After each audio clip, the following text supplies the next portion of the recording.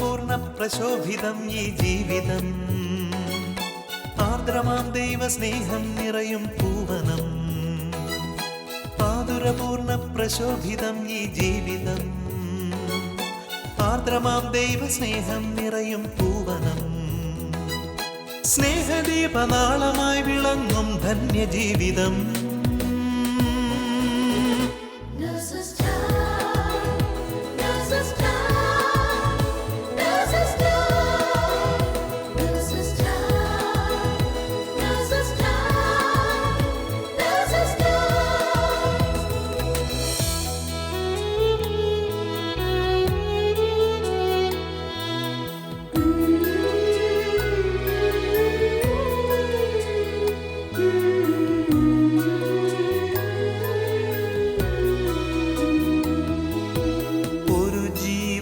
ഭൂവിൽ പിറക്കുമ്പോൾ ഇരു കൈയും നീട്ടി വാങ്ങും നീ മാലാഖമാർ. ഒരു ജീവൻ മണ്ണിൽ പൊലിയുമ്പോൾ അരികെ ശാന്തമായ യാത്രയാക്കിയിടും ഭൂവിലെ മാലാഖമാർ.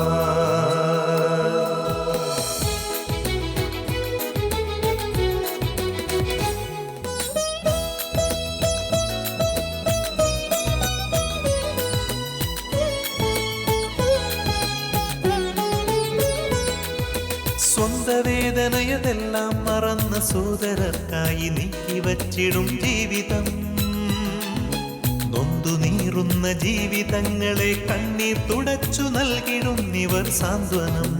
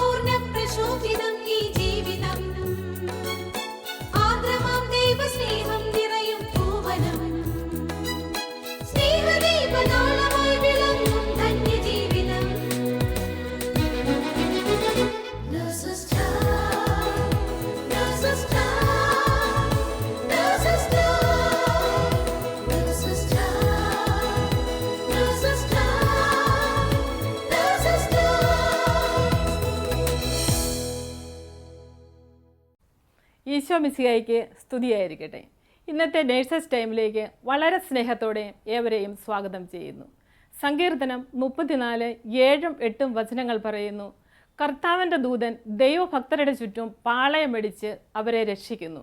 കർത്താവ് എത്ര നല്ലവനെന്ന് രുചിച്ചറിയുവിൻ, അവിടുത്തെ ആശ്രയിക്കുന്നവൻ ഭാഗ്യവാൻ. കർത്താവിൻ്റെ സ്നേഹവും പരിപാലനയും തിരിച്ചറിഞ്ഞ ഡൽഹി നേഴ്സസ് മിനിസ്ട്രിയിലെ ഒരു കുടുംബത്തെ നമുക്കിന്ന് പരിചയപ്പെടാം. ഈശോ മിശിഹായ്ക്ക് സ്തുതിയായിരിക്കട്ടെ.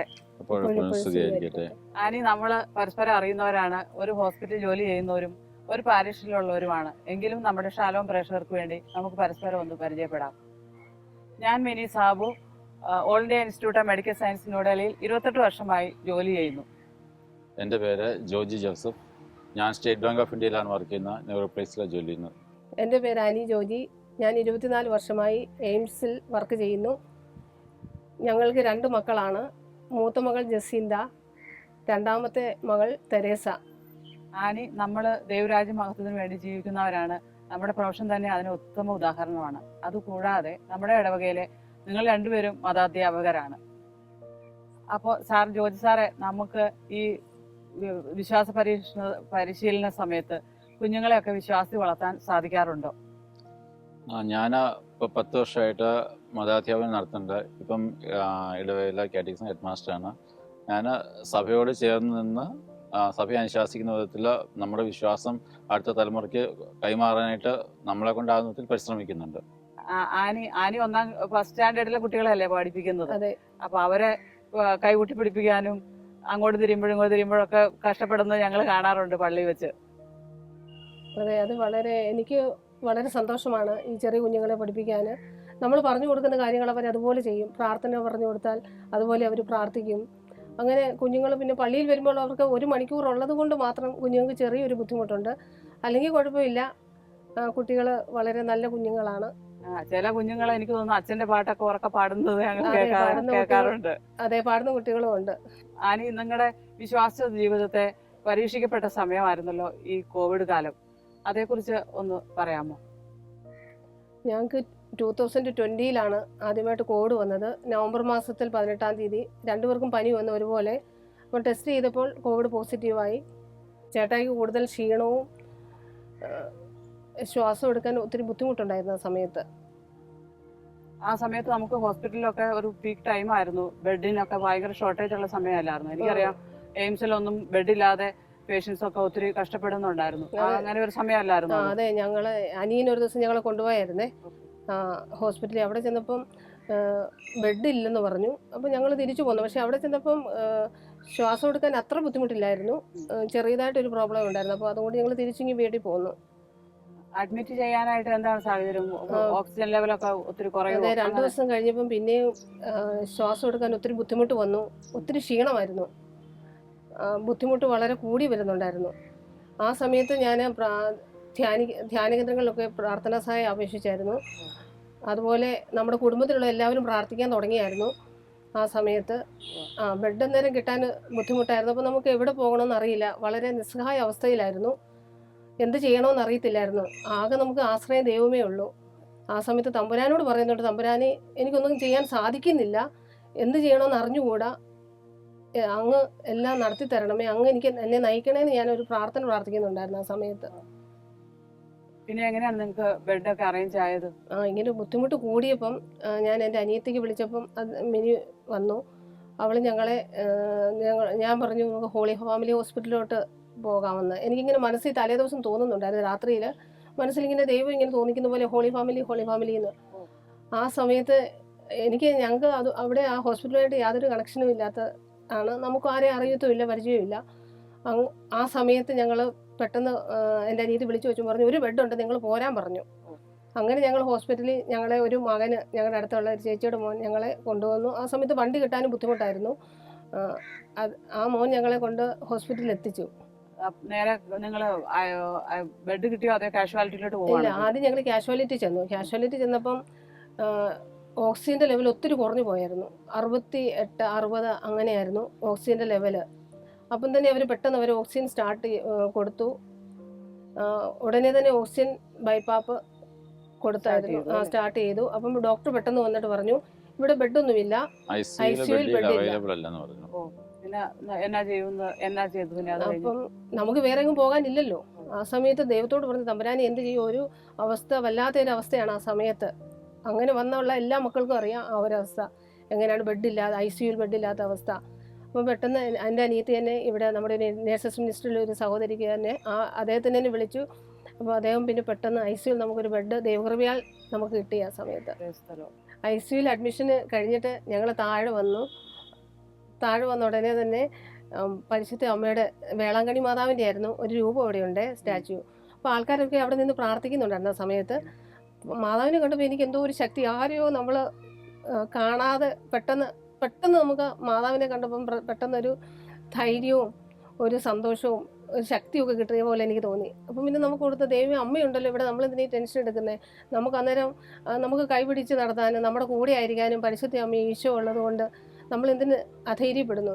അതുകൊണ്ട് എനിക്ക് ആ സമയത്ത് അത് വളരെ ഒരു എൻ്റെ മാനസികമായിട്ട് എനിക്ക് പെട്ടെന്ന് എനിക്കൊരു ധൈര്യം കിട്ടിയ ഒരു അവസ്ഥയായിരുന്നു. ആശ്വാസം ശരിക്കും കിട്ടി എനിക്ക്. അതിന് തമ്പുരാന് ഞാൻ നന്ദി പറയുന്നു.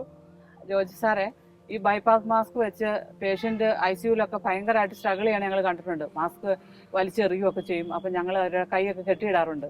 അപ്പോൾ ഈ മാസ്ക് ഒക്കെ വെച്ച് സാർ എങ്ങനെയാണ് അവിടെ ICU കിടന്നത്?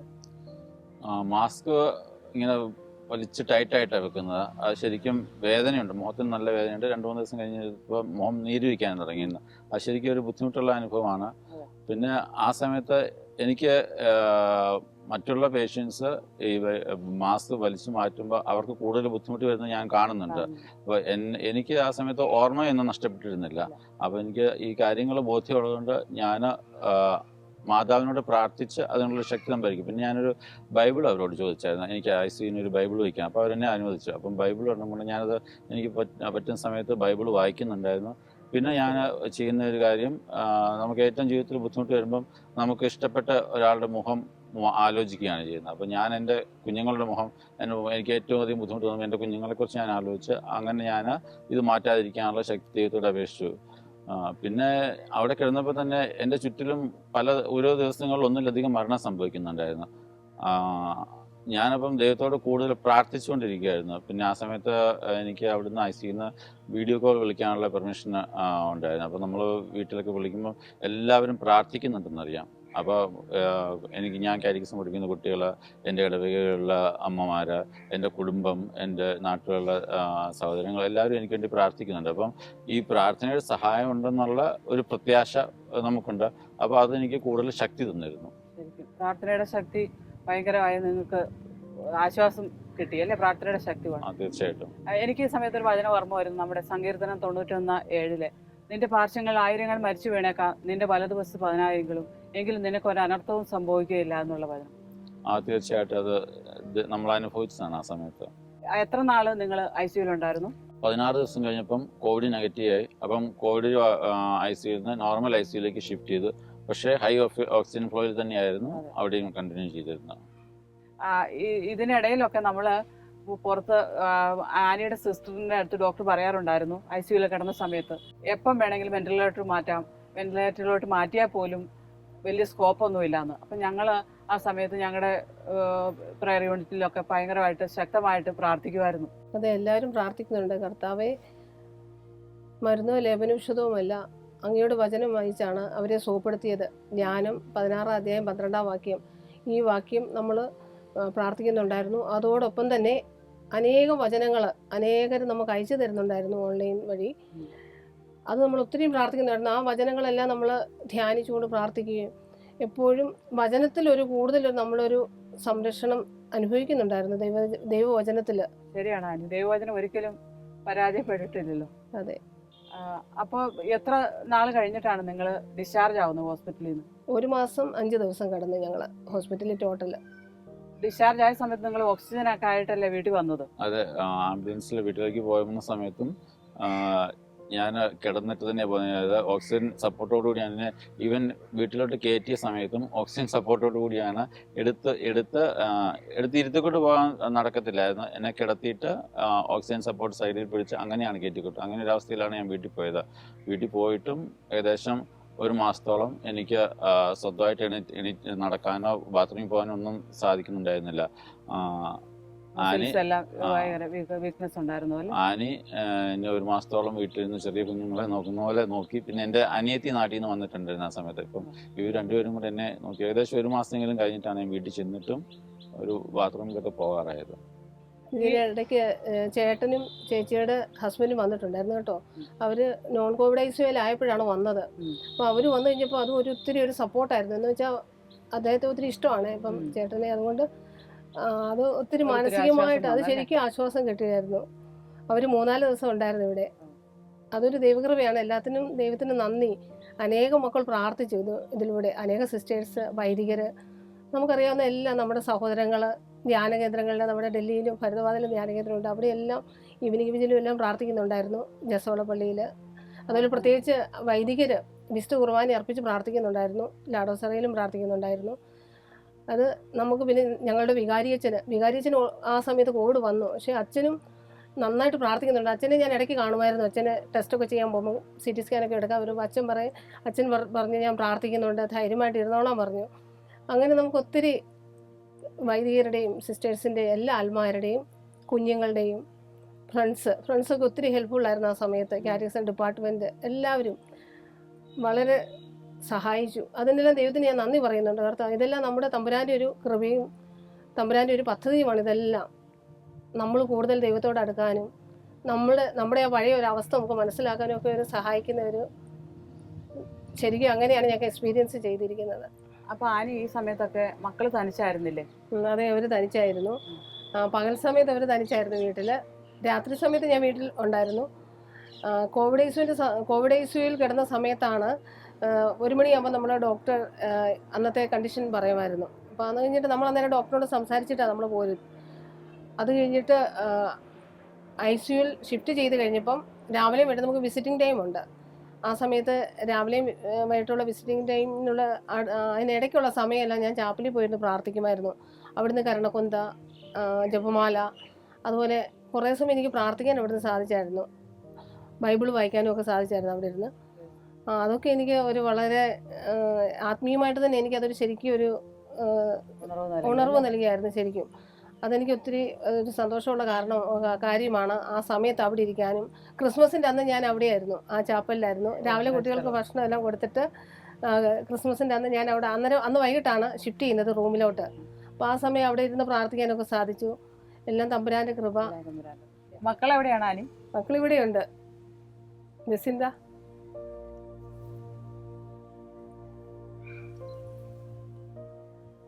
ജസീന്ത, പപ്പ ഹോസ്പിറ്റലായിരുന്നു. പപ്പയ്ക്ക് ഇത്ര സീരിയസ് ആയിരുന്നു മോക്ക് അറിയാമായിരുന്നോ? അറിയില്ലായിരുന്നു. അപ്പോൾ ആ സമയങ്ങളിൽ മോക്ക് പ്രാർത്ഥിക്കാനോ ഒക്കെ പറ്റുമായിരുന്നോ? So when Papa was first admitted into the hospital, we did not realize how serious it was. But when we saw his face through video calls and when we finally met him in the hospital, we saw that his face was very weak. There were tubes tied all around. He had lost half his body weight. That's when I realized how serious it was. Now, as a kid, my first instinct was that to panic, to fear, to spiral. I did not know what to do because I was afraid of losing my father. So I was very afraid. But when I saw everyone around me was praying, from his students to our family in Kerala, and a lot of people were praying, that's when I realized that instead of being afraid, I should seek refuge in prayer. And that's when I started praying, and in the end, it all worked out. അപ്പോൾ Annie, George സാറെ, നിങ്ങളെ ദൈവം അത്ഭുതകരമായി രക്ഷപ്പെടുത്തി. ഇത്ര വലിയൊരു risk കണ്ടീഷനിൽ നിന്ന്, സീരിയസ് കണ്ടീഷനിൽ നിന്ന് ലൈഫ് തിരിച്ചു തന്നു നിങ്ങൾക്ക്. അതിനുശേഷം നിങ്ങളുടെ ആത്മീയ ജീവിതത്തിൽ, പ്രാർത്ഥനാ ജീവിതത്തിൽ എന്തെങ്കിലും ചേഞ്ചസ് വന്നോ? ആത്മീയ ജീവിതത്തിൽ വന്ന ചേഞ്ചസ് എന്ന് പറഞ്ഞാൽ, നേരത്തെ ഞാൻ എൻ്റെതായ പദ്ധതികൾ ആസൂത്രണം ചെയ്താണ് മുമ്പോട്ട് പോയിരുന്നത്. ഇപ്പം ഇത് കർത്താവ് തന്ന ജീവിതമാണ്, ഇത് കർത്താവിന് വേണ്ടിയുള്ള എന്നുള്ള റിയലൈസേഷൻ വന്നിട്ടുണ്ട്. ഇപ്പം ഞാൻ എൻ്റെ കാര്യങ്ങൾ ഞാനിപ്പോൾ പ്ലാനും പദ്ധതിയും ചെയ്യാറില്ല, ദൈവത്തിൻ്റെ ഇഷ്ടത്തിന് വിട്ടു കൊടുക്കുകയാണ് ചെയ്യുന്നത്. എൻ്റെ ജീവിതത്തിൽ ഒത്തിരി മാറ്റം ഉണ്ടായി. എനിക്ക് മാനസികമായിട്ട് എനിക്കറിയാം എനിക്ക് വന്ന ചേഞ്ചസ് എന്ന് വെച്ചാൽ നമ്മളെ പോലെ തന്നെ അനേകം മക്കൾ ഈ ഒരു സിറ്റുവേഷനിലൂടെ കടന്നു പോകുമ്പോൾ നമുക്കറിയാം ആ അവസ്ഥ എങ്ങനെയാണെന്ന്. അതുപോലെ തമ്പുരാനെ കൂടുതൽ മുറുകെ പിടിച്ചുകൊണ്ട് ജീവിക്കാൻ കർത്താവ് എല്ലാം. ഞാനിപ്പോൾ എൻ്റെ ജീവിതത്തിൽ എന്ത് സംഭവിച്ചാലും ഞാൻ ആദ്യം പ്രാർത്ഥിക്കും. എന്ന് വെച്ചാൽ കർത്താവ് എനിക്ക് അറിഞ്ഞുകൂടെ ഇത് നടക്കുമോ ഇല്ലയോ, അതുപോലെ കർത്താവ് ഇങ്ങനൊരു സിറ്റുവേഷനിലാണ് ഞാൻ, ദൈവമേ സഹായിക്കണേ. എന്നിട്ട് ഞാൻ എപ്പോഴും പ്രാർത്ഥിച്ചിട്ടാണ്. ഇപ്പം വിശുദ്ധ കുർബാനയിലാണ്, വിശുദ്ധ കുർബാന കഴിഞ്ഞിട്ട് അത് സമർപ്പിച്ച് ഞാൻ പ്രാർത്ഥിക്കാറുണ്ട്. കർത്താവ് ഇങ്ങനെയൊക്കെ പ്രോബ്ലംസ് ഉണ്ട്, ചെറിയ പ്രോബ്ലംസ് ആയിരിക്കാം, പക്ഷേ അത് ദൈവത്തോട് പറയുമ്പം അതെനിക്കൊരു വിശ്വാസമുണ്ട്, അത് നടത്തി തരുമെന്ന്. എനിക്കൊരു പൂർണ്ണ ബോധ്യമുണ്ട്. തമ്പുരാനോട് പറഞ്ഞ കാര്യം ഇതുവരെ ഈ നിമിഷം വരെ തമ്പുരാൻ ഞാൻ ആ പ്രാർത്ഥിച്ച കാര്യങ്ങളോ ഞാൻ യാചിച്ച കാര്യങ്ങളോ തമ്പുരാൻ ചെയ്യാതെ പോയിട്ടില്ല. അതെനിക്ക് ഓരോ ദിവസത്തെ നമ്മുടെ ഡെയിലി അനുഭവത്തിൽ തന്നെ നമുക്കറിയാം. അതുപോലെ മറ്റുള്ളവരെ സഹായിക്കാൻ ഓരോരുത്തർക്കും പലതരത്തിലുള്ള ബുദ്ധിമുട്ടുകൾ അനുഭവിക്കുന്നവരാണ് മനുഷ്യർ. അപ്പോൾ നമുക്ക് ദൈവം നമ്മളോട് തോന്നിക്കുന്ന കർത്താവ് ആർക്കാണ് നമ്മൾ സഹായം ചെയ്യേണ്ടത്, അത് ദൈവം തന്നെ നമുക്ക് ആ സിറ്റുവേഷൻ കൊണ്ടുതരും. അത് ഞാനിപ്പം ചിലപ്പോൾ എനിക്ക് ചില സ്ഥലങ്ങളിൽ എനിക്ക് സഹായിക്കാൻ തോന്നിയാൽ എനിക്ക് അറിഞ്ഞുകൂടാ സോഴ്സ് എങ്ങനെ സഹായിക്കാൻ പറ്റുന്നു. പക്ഷെ അത് ഞാൻ പ്രാർത്ഥിച്ച് കഴിയുമ്പോൾ ദൈവം ഒരു വ്യക്തിയെ കൊണ്ടുവന്നിരിക്കും, എവിടെ നിന്നാണെങ്കിലും. അങ്ങനെ എനിക്ക് ഒത്തിരി ഒരു എക്സ്പീരിയൻസ് ഉണ്ട് പ്രാർത്ഥിച്ച്. അത് തമ്പുരാന്, അത് ദൈവത്തിൻ്റെ ഒരു കൃപയാണ്. അത് ഞാൻ ദൈവത്തിന് എപ്പോഴും നന്ദി പറയുന്നു. നിങ്ങൾ ചെറുപ്പം മുതലേ പ്രാർത്ഥന ഇതിൽ വളർന്നു വന്നവരാണോ, അതെയോ എന്തെങ്കിലും പ്രത്യേകിച്ച് ഒരു സാഹചര്യത്തിലൂടെ വിശ്വാസ ജീവിതത്തിലോട്ട് വളർന്നതാണോ? അല്ല, ചെറുപ്പം മുതലേ പ്രാർത്ഥനയൊക്കെ ഉണ്ടായിരുന്നു. പിന്നെ ഈ നേഴ്സിംഗ് പഠിക്കാൻ വന്നു കഴിഞ്ഞപ്പോൾ പിന്നെ ഇച്ചിരി പ്രാർത്ഥനയൊക്കെ കുറഞ്ഞായിരുന്നു. ആ സമയത്ത് പഠിക്കുന്ന സമയത്തൊക്കെ പ്രാർത്ഥന കുറഞ്ഞു. പിന്നെ അത് കഴിഞ്ഞിട്ട് ഞാൻ 97 യൂത്ത് ഫെസ്റ്റ് എന്ന് പറഞ്ഞ ഒരു ഇംഗ്ലീഷ് റിട്രീറ്റ് ഉണ്ടായിരുന്നേ, ജീസസ് യൂത്തിൻ്റെ. അപ്പോൾ അത് അറ്റൻഡ് ചെയ്ത് കഴിഞ്ഞപ്പം പിന്നെ ഞാൻ ഈ നേഴ്സസ് മിനിസ്ട്രിയിലൊക്കെ പോകാൻ തുടങ്ങിയായിരുന്നു. പക്ഷേ അത് എനിക്ക് ഇച്ചിരി കൂടെ കൂടുതൽ ദൈവത്തോട് അറിയാനും വചനം വായിക്കാനും ഒക്കെ ആ സമയത്ത് ഒരു കൃപ തന്നായിരുന്നു. പിന്നെ അത് കഴിഞ്ഞിട്ട് ഞാനിത് ഹോളി മാസ് കണ്ടിന്യൂ ഞാൻ അറ്റൻഡ് ചെയ്യുമായിരുന്നു. ആ യൂത്ത് ഫെസ്റ്റ് റിട്രീറ്റ് അറ്റൻഡ് ചെയ്തതിന് ശേഷം എനിക്ക് അതിനൊരു കൃപ കിട്ടിയായിരുന്നു. ഹോളി മാസ് രാവിലെ 6 മണിക്കൊന്ന് ഞങ്ങൾ പോയി ഹോളി മാസ് അറ്റൻഡ് ചെയ്യും ഡ്യൂട്ടിക്ക് പോകുന്നതിന് മുമ്പ്. അതെല്ലാം ദൈവത്തിൻ്റെ ഒരു അനുഗ്രഹമാണ്. ഇടയ്ക്കൊക്കെ വീക്കായി പോകാറുണ്ട്, പക്ഷേ എന്നാലും തമ്പുരാൻ ഓരോ വഴിയിൽ കൂടെ നമ്മൾ ദൈവത്തിൻ്റെ അടുത്തോട്ട് നമ്മളെ എത്തിക്കുന്നുണ്ട്. ജോജി സാറിലെ മരണത്തിൻ്റെ വക്കത്തോളം എത്തിയിട്ട് അത് തിരിച്ചു കിട്ടിയ ജീവിതം അൾത്താരയോട് ചേർത്ത് വെച്ച് കൂടുതൽ സമയം പള്ളിയിൽ ഞാൻ എന്നും ശ്രദ്ധിക്കുന്ന കാര്യമാണ് അൾത്താര ഒരുക്കാനും കുർബാന കഴിഞ്ഞിട്ടാണെങ്കിലും എല്ലാ കാര്യങ്ങളും ഭംഗിയായി ചെയ്യാനും ഒക്കെ ഉള്ള ഒരു കൃപ ദൈവം ജോജി സാറിന് തന്നിട്ടുണ്ട്. എല്ലാത്തിനെയും മഹത്വം ഈശോയ്ക്ക് നൽകുന്നു. ഇവരുടെ സഹന ജീവിതം ഇവർ കർത്താവിനോട് ചേർത്ത് വെച്ചു. ഇനിയുള്ള ജീവിതവും തമ്പുരാന് വേണ്ടി ജീവിക്കാനും തമ്പുരാന് വേണ്ടി ഒത്തിരി ആത്മാക്കളെ നേരുവാനും ഒക്കെയുള്ള കൃപ ദൈവം തരട്ടെ എന്ന് പ്രാർത്ഥിക്കുന്നു. അതുപോലെ കാറ്റഗിസം കുഞ്ഞുങ്ങളെയൊക്കെ വിശ്വാസ ജീവിതത്തിൽ വളർത്തിക്കൊണ്ട് വരുവാനും വിശുദ്ധരായി വളർത്തിക്കൊണ്ട് വരുവാനും ഒക്കെയുള്ള കൃപ തരട്ടെ എന്ന് പ്രാർത്ഥിക്കുന്നു. ഈശോ മിശിഹായ്ക്ക് സ്തുതിയായിരിക്കട്ടെ. എപ്പോഴും സ്തുതിയായിരിക്കട്ടെ. ഈ കുടുംബത്തിലേക്ക് ദൈവം ചൊരിഞ്ഞ ഈ അത്ഭുതകരമായ രോഗശാന്തിയെ ഓർത്ത് ഇവരോട് ചേർന്ന് നമുക്കും ദൈവത്തിന് നന്ദി പറയാം. ലോകം മുഴുവനിലുമുള്ള രോഗികളായിരിക്കുന്ന എല്ലാ നഴ്സുമാർക്ക് വേണ്ടിയും നമുക്ക് പ്രാർത്ഥിക്കാം. അതിനുവേണ്ടി ലോകമെമ്പാടുമുള്ള എല്ലാ നഴ്സുമാരെയും അവരുടെ കുടുംബാംഗങ്ങളെയും പരിശുദ്ധ അമ്മയുടെ വിമല ഹൃദയം വഴിയായി ഈശോയ്ക്ക് സമർപ്പിച്ച് പ്രാർത്ഥിക്കാം. ഓരോ നഴ്സും ഒരു വിശുദ്ധനായി തീരട്ടെ, ഒരു വിശുദ്ധിയായി തീരട്ടെ. ആമേൻ. ദൈവമാതാവും ഞങ്ങളുടെ അമ്മയുമായ കന്യകാമറിയമേ, ഫാത്തിമാനാഥേ, എൻ്റെ കുടുംബത്തെയും തിരുസഭയെയും മാനവകുലത്തെയും ലോകമെമ്പാടുമുള്ള നേഴ്സുമാരെയും അങ്ങേ വിമല ഹൃദയത്തിന് പ്രതിഷ്ഠിക്കുന്നു. അങ്ങേ ശക്തിയുള്ള സംരക്ഷണത്തിൽ ഞങ്ങളെ കാത്തുകൊള്ളണമേ. ആത്മീയവും ശാരീരികവുമായ സകല അപകടങ്ങളിലും ക്ലേശങ്ങളിലും നിന്ന് ഞങ്ങളെ രക്ഷിച്ചു കൊള്ളണമേ. എല്ലാറ്റിലും ദൈവേഷ്ടം കണ്ടെത്തി നിറവേറ്റുവാനും യേശുവിൻ്റെ തിരുഹൃദയത്തിന് പ്രീതികരമായ വിധത്തിൽ ജീവിച്ച് സ്വർഗഭാഗ്യത്തിൽ എത്തിച്ചേരുവാനും കാരുണ്യനാഥേ, ഞങ്ങളുടെ സ്നേഹമുള്ള അമ്മേ, ഞങ്ങളെ സഹായിക്കണമേ. ആമേൻ.